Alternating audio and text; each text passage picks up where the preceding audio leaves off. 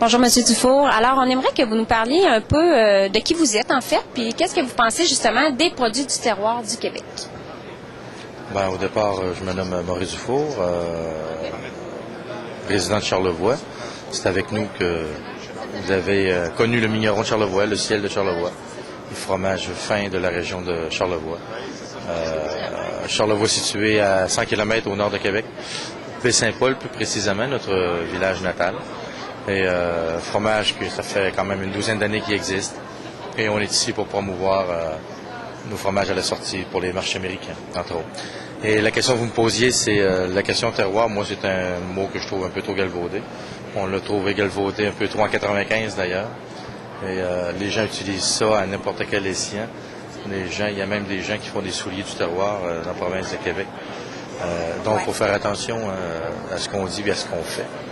C'est important d'identifier des produits à des régions, à des sols, oui, à des territoires.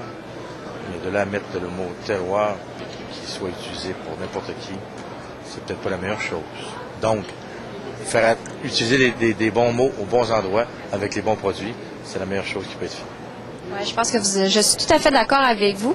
Alors, je vous remercie pour cette petite histoire. Merci. Merci. Alors, bonjour, Monsieur Murphy. Bonjour Valérie, ça va bien? Oui. En fait, aujourd'hui, on est arrivé à votre table, puis ça nous a un peu surpris parce qu'on a trouvé un fromage au canneberge et à l'érable. Fait qu'on se demandait, c'est une nouveauté chez vous? Ah, les fromages, c'est des fromages de chèvre québécois. Premièrement, c'est tous des fromages québécois qu'on fabrique. Le canneberge à l'érable, c'est qu'on a pris, étant donné que le canneberge est très populaire dans le centre du Québec, dans les Bois-Francs, on a pris des produits de là. On a travaillé avec une fromagerie du coin des Bois-Francs exactement aussi. C'était fromagerie Tournevent qu'on a fabriqué des fromages avec eux autres. Puis on avait élaboré genre une douzaine de saveurs différentes, dont le canneberge et le sirop d'érable. Fait qu'on a pris du sirop d'érable québécois, canneberge québécois biologique. Puis on a fait des formes de fromage pyramidal avec ça. On en trouve aussi un nature avec feuilles de vigne. On en retrouve anis étoilé et poivre. Puis olives noires et basilic. Encore. Tout ça, on essaie de prendre des produits régionaux. Certains des olives noires, ça vient pas, comme on dit, du lac Saint-Jean. C'est plus des bleuets là-bas. Mais quand même, on essaie de travailler puis de développer des recettes qui plaisaient au goût pour tendances québécoises puis du marché. Bien, écoutez, moi, ce que j'ai trouvé intéressant, en fait, du fromage canneberge et érable, c'est qu'il serait très bien sur un bagel chaud.